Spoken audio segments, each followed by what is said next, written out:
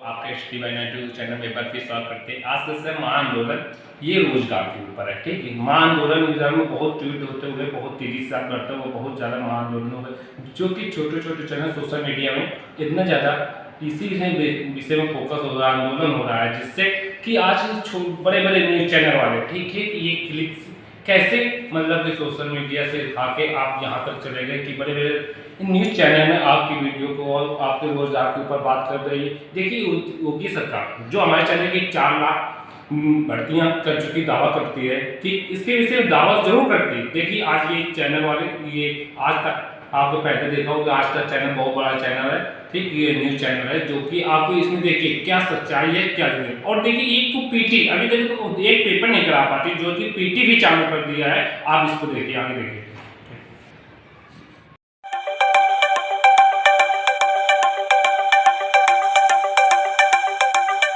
रात के 10 बज रहे हैं, आप आज तक पर दस्तक देख रहे हैं। नमस्कार, मैं रोहित सरदाना आपका स्वागत करता हूं। कहते हैं सबसे बड़ा अपशब्द, अपमान, तिरस्कार किसी रिश्ते को जोड़कर नहीं होता, बल्कि बेरोजगारी सबसे बड़ा अपमान, अपशब्द होता है। जहां समाज आपको नाकारा समझने लगता है, पड़ोसी, परिवार के लोग आपको बेकार मानने लगते हैं, रिश्तेदार कन्नी काटने लगते हैं, ऐसे में जरूरी है दस्तक दी जाए बेरोजगारी पैदा करने वाली, नौकरियां छीनने वाली नीतियों के खिलाफ।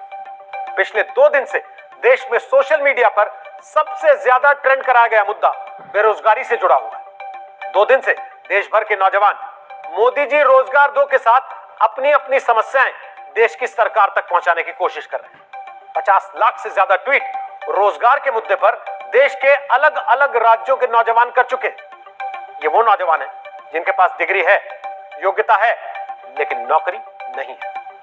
आपने हमेशा सुना होगा, पढ़ोगे लिखोगे तो बनोगे नवाब। लेकिन क्या कारण है कि हालत अब पढ़ोगे लिखोगे तो बनोगे बेरोजगार जैसी हो रही? आज इसकी एक बड़े स्तर पर जमीनी रिपोर्टिंग के साथ रिपोर्ट हमने आपके लिए तैयार की है। इसलिए आपको संवाददाता शरद कुमार राजस्थान से रिपोर्ट दिखाएंगे, जहां 9 दिन से लाखों लटकी भर्तियों से जुड़े हजारों बेरोजगार नौजवान धरना दे रहे। उत्तर प्रदेश से संवाददाता कुमार अभिषेक की रिपोर्ट देखिएगा, जो बताएंगे यूपी संवाददाता गोपी गांगर दिखाएंगी बेरोजगार बना देने वाला सरकारी मॉडल कैसा होगा। इसलिए आज ध्यान से देखकर हर रिपोर्ट को देश के युवाओं के हित में सरकारों को जगाने के लिए दस्तक दीजिए। ये नौजवान हैं, ये इनका धरना चल रहा है और इनकी आज भी बेरोजगारी चल रही। ऐसी बेरोजगारी की व्याख्याता भर्ती, नर्सिंग भर्ती, कंप्यूटर शिक्षक, फार्मासिस्ट, ऊर्जा विभाग, जलदाय विभाग, जल संसाधन, fireman, fire officer, clinical helper समेत 12 भर्तियों में दावा है 25 लाख नौजवानों की सांसें ऐसी रोक कर रखी गई हैं कि नौकरियों की प्रक्रिया पूरी कराने के लिए 9 दिन से धरना देते नौजवान बेहोश होने लगे। साथ ही पंखा झलते हैं, हाथ मलते हैं, आंखों में जिंदगी की उम्मीद खोजते हैं, पसीना पोंछते हैं, सीना सहलाते हैं, लेकिन 9 दिन बाद भी अब तक इनकी किसी ने नहीं सुनी।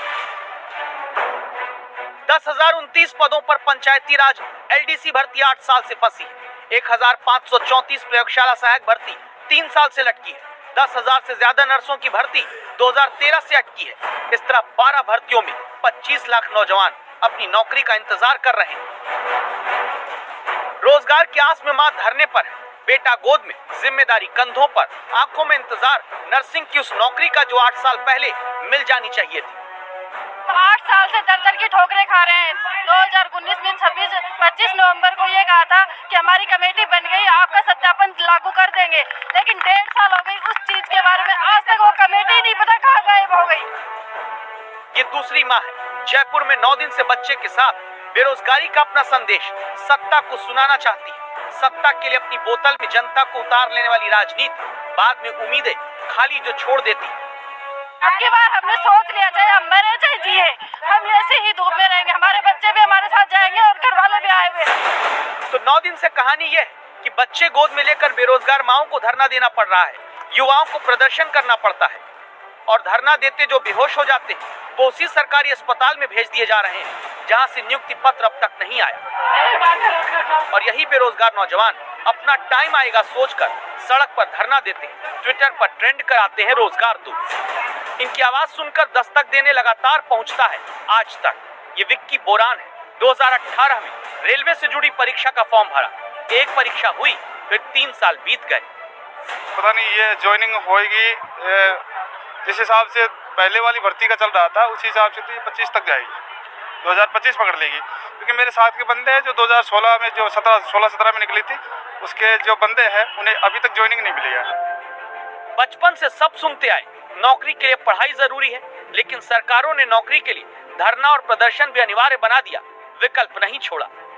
आरआरबी, एनटीपीसी और एसएससी की 2 लाख से ज्यादा पदों पर भर्तियां लंबित है और आज बेरोजगार बिल्कुल परेशान है अवसाद में। जो भर्तियां कोरोना संकट में अटक गई, जो कोरोना संकट में पूरा काम नहीं हो पाया, उन भर्तियों को जारी करने के लिए खुद मुख्यमंत्री चिंतित है। लगातार मॉनिटरिंग करना, लगातार मीटिंग करना और इन भर्तियों को कैसे जल्दी से जल्दी इम्प्लीमेंट कर सकते हैं, उसके लिए राज्य सरकार काम कर रही है। सरकारें चिंतित होती तो नौजवान नौकरी की आस में शहीद ना होने लगते। सरकारें चिंतित होती तो किसी घर के बेटे बेहोश नहीं होते, बेटी बहुएं बच्चों के साथ नौकरी के लिए जीने मरने की लड़ाई ना लड़ रही होती। बेरोजगारों का कहना है कि 2018 में जो एसएससी की भर्तियां हो जानी चाहिए थी, उसका प्रोसेस अभी चल ही रहा है। यही हालत रही तो कम से कम 2025 तक 2 लाख लोगों को रोजगार मिल पाएगा, जो एसएससी की तैयारियों में लगे हुए हैं, जो फॉर्म भरे हुए हैं, जो एग्जाम दे रहे हैं। कैमरामैन शर्मा के साथ शरद कुमार, जयपुर, आज तक। देश में बेरोजगार अब 3 तरह के पाए जाते हैं। एक, जिन्हें नौकरी नहीं मिलती।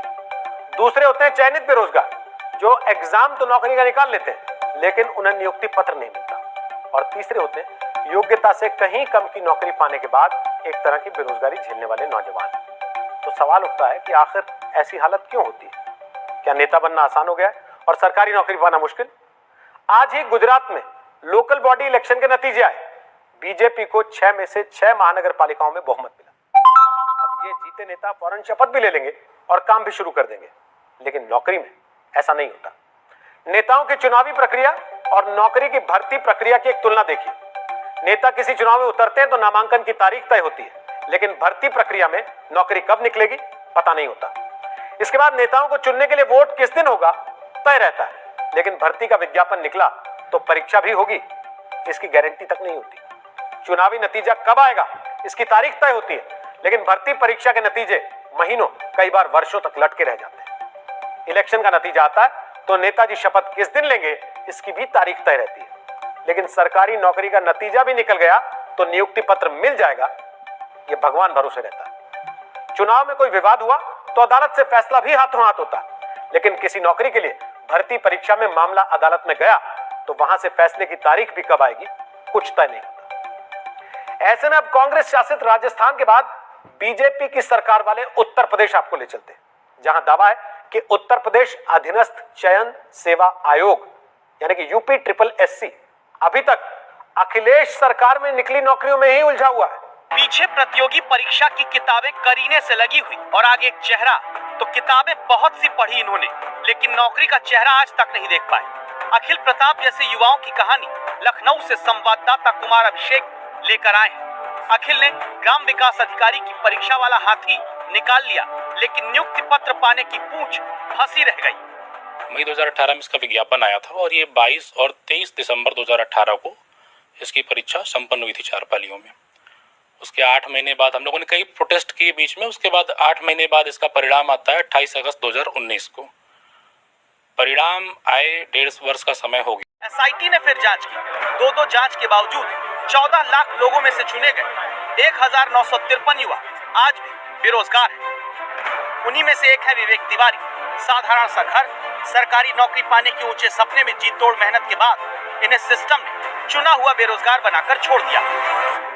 चयनित होने के बावजूद भी हम बेरोजगार हैं और समाज में एक बुरी नजर से देखे जा रहे हैं। एनसीआरबी के 2019 के आंकड़े कहते हैं देश में जब करीब 1,30,000 लोगों ने आत्महत्याएं की, उनमें से 11,268 लोगों ने नौकरी न मिलने के कारण गरीबी या कर्ज में डूबकर हताश होकर सुसाइड किया।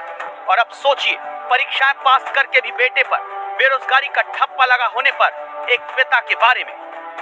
आज 2 साल हो जाए तो बच्चा अपना 10 पैसे का रोजगार मिल जाता, वो आगे हिम्मत करके और अच्छा जगह कोशिश करता निकालने लिए। आज जो है बच्चा खुद हमको पैसा मांगने में उसको शर्म लगती होगी। उत्तर प्रदेश में अधीनस्थ सेवा चयन आयोग की हालत यह है कि अखिलेश राज के आखिरी साल में निकली कई नौकरियों में भी भर्ती प्रक्रिया अब तक पूरी नहीं हो पाई। 2016 में निकली सरकारी नौकरियों को भरने का काम भी अभी तक चल ही रहा है। दावा है 2017 के बाद यूपी SSSC से निकली ग्रुप सी की एक भी नौकरी किसी को नहीं मिल पाई। यूपी SSSC यानी कि उत्तर प्रदेश अधीनस्थ सेवा चयन आयोग, तो उसकी हालत आप समझेंगे इसी बात से कि 2016 से लेकर आज 2021 होने को है, लेकिन भर्ती के नाम पे लगभग शून्य है। हम लोग ये जानना चाहते थे कि आखिर जब सर मार्च में आप रिजल्ट देने की बात कहें 2020 में, तो सर अब 21 मार्च आ गया है, तो अभी तक आपका रिजल्ट क्यों नहीं बन पाया? ये तो 2020 का मामला है, 2016 का सुन लीजिए, आपका क्या है? सर मैं सहायक कनिष्ठ 2016 भर्ती से हूँ। सर ये इसका विज्ञापन दिसंबर 2016 में आया था। दिसंबर 2016 में आया था।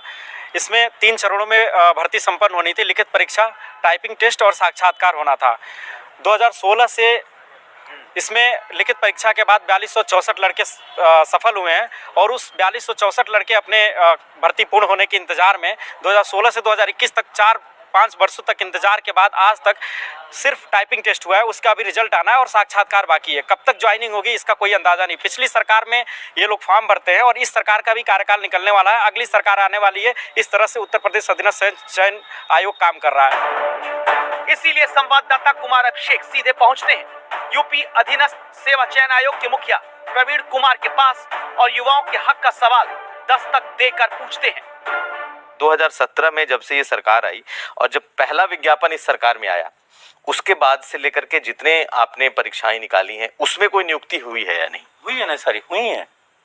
उसी में तो हुए हैं सारे। ये जो है रजिस्ट्रेशन वाला उसी का है, खादी वाला उसी का है।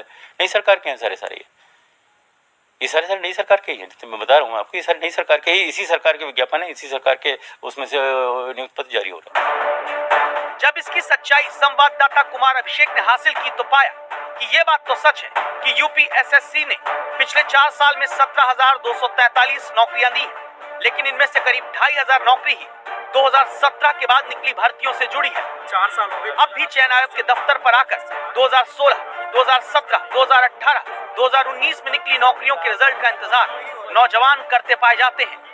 क्या हमें आत्मनिर्भर बनने का हमें सर मौका नहीं मिलना चाहिए? इतने दिन से हम सब लोग मानसिक दंश झेल रहे हैं सर। घर वालों की हालत पैसे देते देते ख़राब हो रही है। किसी को शादी करनी है सिस्टर की, किसी को कुछ है, लेकिन ये लोग इस चीज़ को नहीं समझ रहे हैं। हम लोगों की बहुत ज़्यादा हालत ख़राब हो रही है, घर वालों की भी हालत ख़राब हो रही है। कोई इलाहाबाद में पढ़ता रह के बाहर रह के, कोई लखनऊ में बाहर रह के पढ़ता है। 400-400, 500 किलोमीटर दूर पड़े हुए हैं। एक कमरे में रह के ज़िंदगी सर सिमट जाती है हम लोगों की बिल्कुल, लेकिन उस दंश को ये लोग नहीं समझ पा रहे हैं। अब सीधा सा सवाल, अगले साल उत्तर प्रदेश में चुनाव होना है। क्या चुनावी साल में वर्षों से लटकी चली आ रही नौकरियों को एक साथ देकर वोट कैश कराने वाले आंकड़े गिनाने की तैयारी हो रही है? कुमार अभिषेक, लखनऊ, आज तक। कई लोगों के मन में सवाल हो सकता है कि अरे मेरा बेटा बेटी तो प्राइवेट नौकरी करते हैं, हमें क्या फर्क पड़ता है। कुछ लोग सोच सकते हैं अरे ये तो सरकारी नौकरी पाने के लिए परेशान लोग हैं, हमें क्यों चिंता करनी। तो ऐसा सोचने वाले लोग अपना नुकसान भी बेरोजगारी के कारण जान लें। भर्ती प्रक्रिया लटकती है तो सरकारी दफ्तरों में काम का बोझ बढ़ता है। कम लोगों के ऊपर ज्यादा काम होने के कारण आम आदमी की फाइल, जनता का काम सरकारी दफ्तरों में लटकता चला जाता है।